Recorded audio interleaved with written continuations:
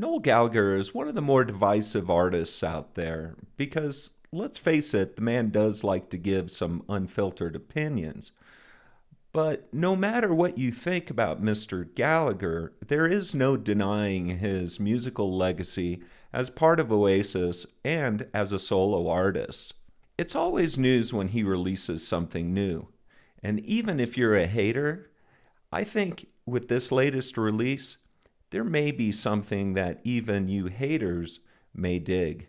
Hey everyone, I'm Paul Crayson, and you're watching Music Mentions. Today I'm going to be reviewing Noel Gallagher's High Flying Birds' latest release called Council Skies.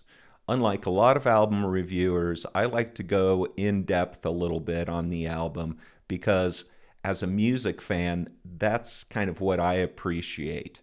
But I don't find a lot of YouTube album reviewers out there putting in the time and effort to really give you a solid sense of an album. Stick around to the end of the video and I'll give you my rating on the album.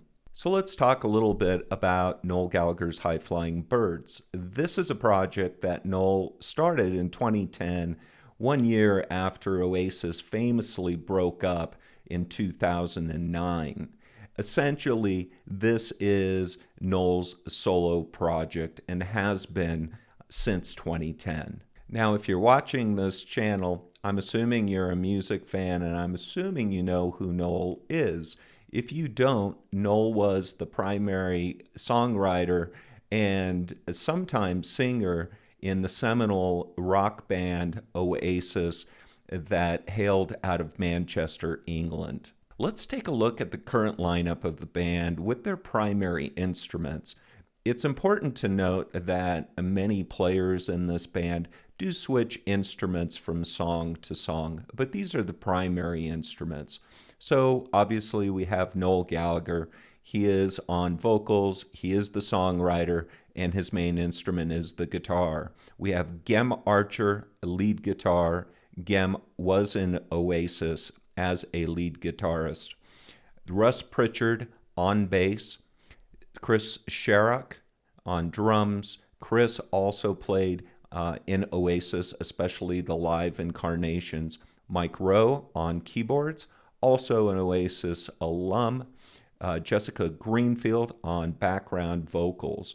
Note that many other musicians were used on the album, including full horn and string sections. The first album Noel released as a solo artist was simply self-titled as Noel Gallagher's High Flying Birds in 2011. The last studio album was released in 2017, and it was called Who Built the Moon. From my research, this band has performed roughly 450 concerts as of the time of the recording of this review. So I'm just going to go over a few album notes. This album was released on June 2nd of 2023. It is the fourth full studio album from Noel Gallagher's High Flying Birds. It was recorded in Noel's new studio that he calls Lone Star Studios. However, the string sections were recorded at the famous Abbey Road Studios in London.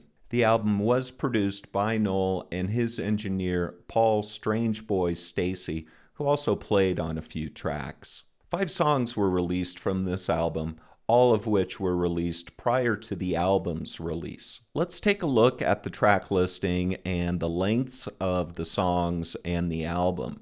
So we've got 10 songs here. Think of a Number is the last song and the longest at 5 minutes, 46 seconds. Most of the songs are somewhere between 4 and 5 minutes long. The overall album length is around 43.5 minutes. Let's move on and discuss the album title and the cover a bit. The album title of Council Skies is derived from a book by the same name by artist Pete McKee, who Noel had worked with previously. Noel thought it was the perfect title for the song he was working on at the time, and it eventually became the title of the album. The council in Council Skies refers to the term council estates, which are basically public housing complexes in Great Britain. The cover is a black and white photo of the band's live equipment set up on the original spot of where Manchester City's Main Road Soccer or football stadium once stood. The band's name and the name of the album are displayed at the top, formatted to look like road signs in Manchester, England, where Noel grew up in a council estate. The artwork suggests a return to Noel's roots. The black and white aesthetic, with council estates in the background and overcast, cloudy skies, also suggest a certain gloominess or sadness. And in the middle of all the dreariness, there is the iconic smiley face, harkening back to the late 80s Manchester and rave scene, which were highly influential on Noel while he was growing up in Manchester. All the lines in the photo purposefully draw the eye towards the smiley face. It is the focus of the photo from a composition perspective, although the smiley face itself is kind of small in the overall context of the album cover. To me, it's obvious that the cover is suggesting that amid all the doom and gloom, there is hope and a smile to be found. This is a very common theme in Noel's music, going back to Oasis, that there is hope to be found even in the worst of circumstances. Life-affirming messages are a theme to be found throughout Noel's music and his lyrics. The recording of the album is uniformly excellent, with a lot of detail going on in every song.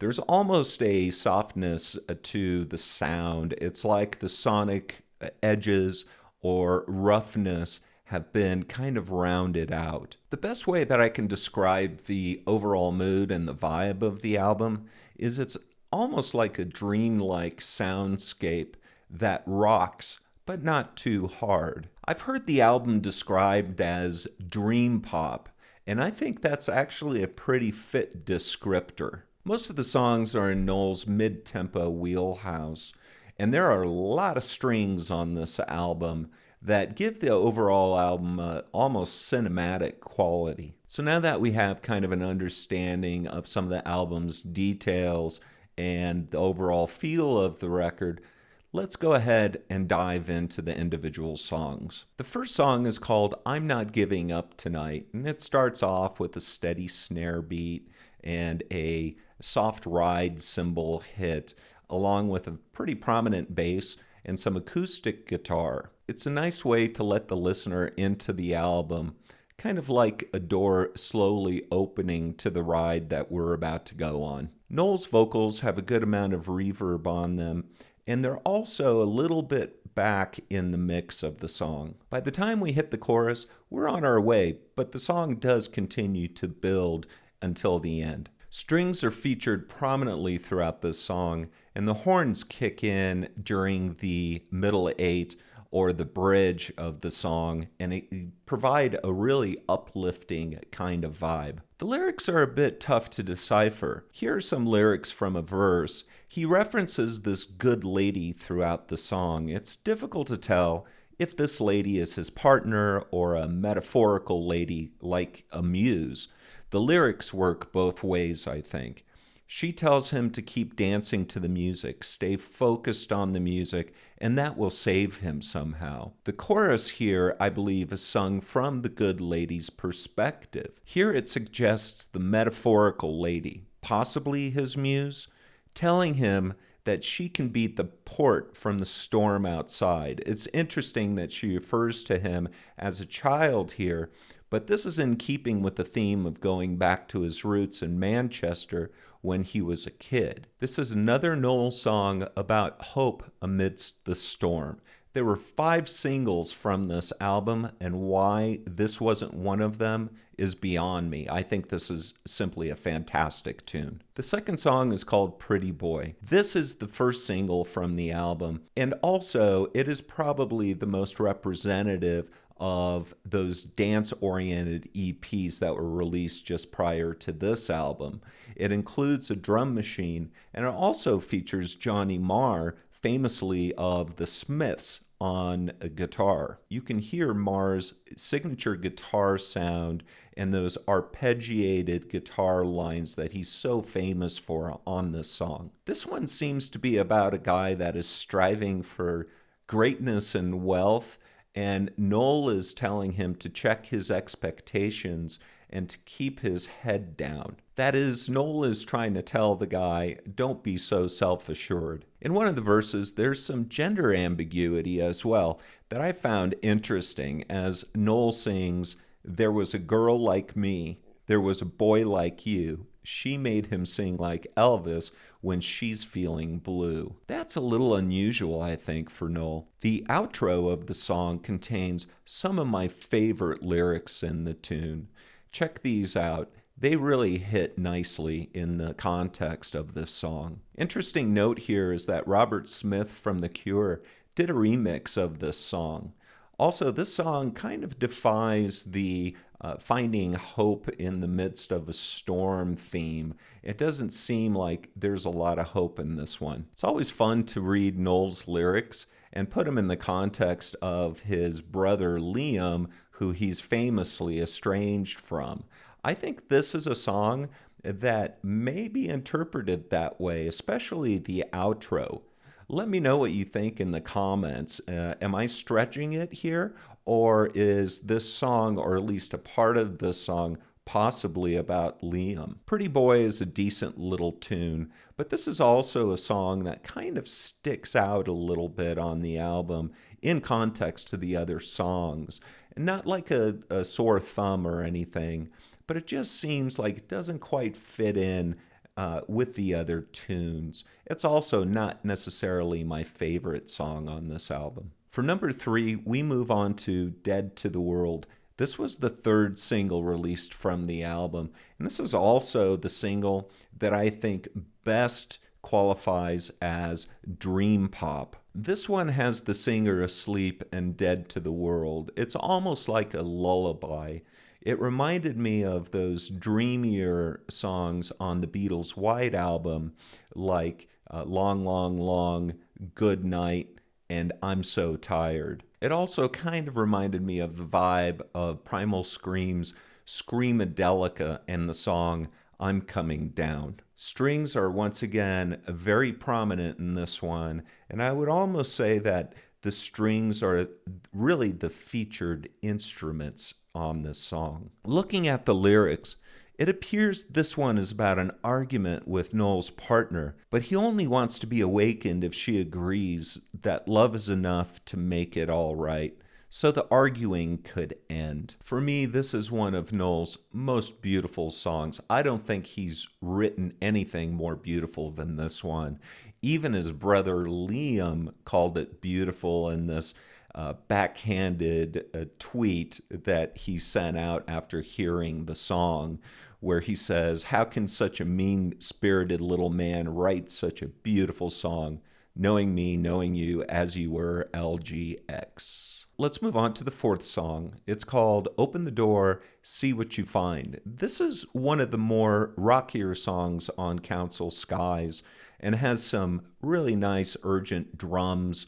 And once again, those strings are very present in this one. For you Oasis fans out there, you may be forgiven thinking that Noel has re-recorded Supersonic because the drums at the beginning of this song are exactly the drums from Supersonic. There are some la la la's from background singers on this one during the post choruses that are really satisfying, especially since the chorus kind of builds up a tension, and then these post-chorus sections relieve that tension. It's a pretty cool effect. This is another song about hope and possibilities. The first verse here implies someone out in the street as the sun comes up, maybe someone down on their luck or someone after a hard night at the bar, who knows. And Noel is telling them to not put their head in the sand. The chorus then tells them to instead open a metaphorical door to possibilities. Open the door, see what you find, don't look away. In the post-chorus, I believe the person is responding to Noel after opening that proverbial door and saying that they do see their limitations and it's warm outside, implying that although they have these limitations, everything will be okay in the end. Classic Noel. Anyway, that's my interpretation. Moving on to song number 5, Trying to Find a World That's Been and Gone, Part 1. This is the last song on the first side. This is another low-key, dreamlike song. It does feature strings and horns again. Looking at the lyrics here, there's this sense of longing for better or familiar times that may be past, but there's hope again. The protagonist is longing for a past world where they feel they belong, and someone else is helping to push him to find it with him. This one feels like a transitional song between side 1 and side 2 of the record. Also, this part 1 in the title, I have no idea what that's about. Maybe it's just a foretelling that we should expect a part 2 in the future. Who knows? We'll see. Moving on to song number 6, which starts side 2. It's called Easy Now, and this is my favorite song on this album. This was the second single, and it just has a classic Noel melody, so effortless, and some wonderful background singing on it. The song slowly builds to the first chorus and then just takes off. The first verse here, and indeed the rest of the song, implies that the protagonist is somewhere above the clouds and the storm. Once again, we've got like a lot of weather imagery. I find that there's a lot of weather imagery actually on this album.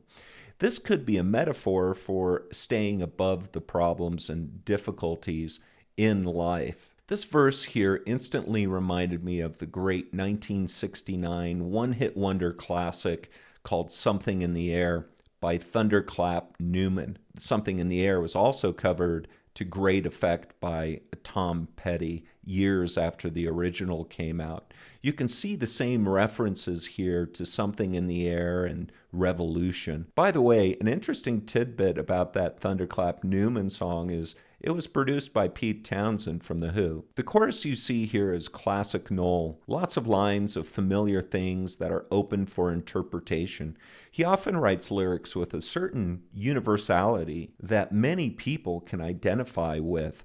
I think this is one of the reasons that his songs are just so popular across country borders all over the world. Yet again, this is another song by Noel with a theme of hope. Let's talk about song number 7, Council Skies. This is obviously the title song of the album, and it was the 4th single released. This is another favorite of mine. It's a little more hard rocking. There's some heavy drums and hand claps throughout this tune. Johnny Marr once again is playing with those signature arpeggios. So if you've been keeping count, Johnny Marr has been featured on 3 of the 10 songs on this album. This song seems to be the most dense one on the album, and by that I mean there's a lot of instrumentation going on here. And if there's one tune on this album that could be described as soaring, it's this one. Noel said that the song is about trying to find young love on a council estate, trying to find beauty in the big bad city. Once again, this concept of hope amidst the storm, or here, beauty in the bad city. The pre-chorus here references Catching the Butterfly, which lends credence to Noel's assertion about finding beauty in Manchester. It also could be a reference to the Verve's song called Catching the Butterfly, since Noel was good friends with Richard Ashcroft, who led the Verve. Catching the Butterfly could also be a metaphor here to capturing a great song or lyric that seems elusive until it's not. Also note that the Oasis song, Falling Down, references Catch the Wheel That Breaks the Butterfly. And Noel has also sang the Jam song, The Butterfly Collector, with Paul Weller before. So what is this about Noel and butterflies? I have no idea, but you have to agree, butterflies are pretty cool creatures. Song number 8 is called There She Blows. This is also a little bit on the rockier side, featuring drums and a bass guitar that are pretty prominent on this one. It also sounds like Noel is doubling his vocals on this tune, which I don't think he's done on the rest of the songs at all. But it's a pretty cool effect, and obviously he's using it judiciously here.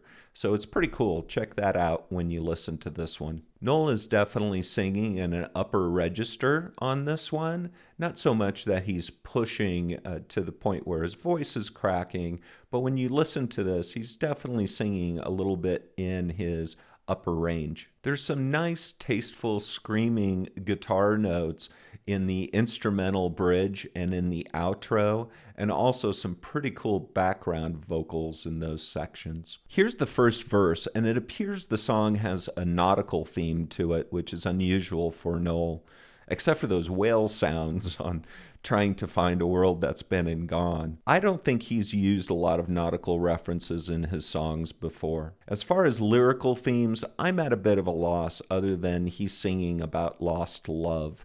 Another solid tune, though. Number 9 is called Love is a Rich Man, and this is another up-tempo tune. You can hear marimbas on this tune, which I think is pretty unusual. As a matter of fact, it does sound like they threw every instrument that they had in the studio into this song. Let me know all the instruments that you can pick out from this one, because there's a ton of them going on. The lyrical theme seems to be another one of hope, as seen in the first verse. This time his hope that he'll get the pretty girl he's trying to convince to become his lover. He's also telling her that love is a rich man, and he's obviously that rich man. He's so rich, as a matter of fact, he's able to put her on a fashion catwalk. Love is a Rich Man is a decent tune, but kind of like Pretty Boy, I would put them at the bottom of the 10 tunes on this record as being my least favorite. And now we come to the last song on Council Skies, called Think of a Number. This is the longest song on the album at almost 6 minutes. And if you are an Oasis fan, you no doubt will pick up on the fact that the drum pattern here almost sounds like Falling Down Again by Oasis. As a matter of fact, there's even a reference to falling down in the chorus. One of my favorite parts of this song is that there is this instrumental before one of the bridges with some great piano lines in there. Very beautiful, very melodic. This tune is also one of the few on the album that defies the hope theme. It seems kind of cynical with an air of resignation about it, like the chorus that you see here. The cynic in me thinks this may be a song about the breakup and imminent divorce with his wife, which was announced a little earlier this year. Looking at the bridge here, and you can see why I came up with this interpretation. Think of a Number and the album end with a whale sound again. What it is with Noel and whale sounds, I have no idea. Maybe he'll let us know one of these days. I think it's important also when discussing this song that Noel has said in several interviews that if there was one thing that he was going to change or would change about this record, is that he would have substituted this song as being the first song on the album. Which I find pretty interesting, since it's not necessarily a song about hope, but it is a fantastic song. Another fantastic song off, you probably already picked up, a pretty darn good album. So there you have it, Council Skies. Now, I only reviewed the main album. On the digital and the vinyl deluxe versions of this record, there are several more songs that have been added. As a matter of fact, over an hour more songs have been added, including 3 separate tunes, one of which is a cover of John Lennon's Mind Games that I think is fantastic cover. There are also 4 songs from the album as instrumentals, another 4 as remixes by different artists that you see here, and 3 live tunes, one of which is a Dylan cover. All of these are well worth listening to. If you haven't picked up on it yet, yes, I am a Noel Gallagher fan and a longtime Oasis fan. I've been a fan of Oasis since mid-90s. I was fortunate enough to see them 11 times while they were around, and I've seen Noel Gallagher's High Flying Birds on 5 separate occasions. However, I hope that my review and comments on the album were somewhat objective, because that is the goal when I'm doing my album reviews. Even if I'm a fan, I'm trying to approach it as objectively as possible and calling out the duds when they are duds. Out of Noel's 4 studio albums, I think Council Skies is the one that's most realized. It seems like it was meant to be played as a whole from beginning to end, and it works wonderfully that way. So don't skip around on this album. Play it all the way through in the intended sequence. It's an album that can be safely played in a lot of different environments, from an office environment to social gatherings. And I'll guarantee you one thing. I think once you have this playing in the background, a lot of people are going to start bobbing their heads, and they're probably going to ask you who it is because they're digging it. It's a somewhat laid back album, but it's not lazy or dull by any means. If you're looking for an Oasis Mark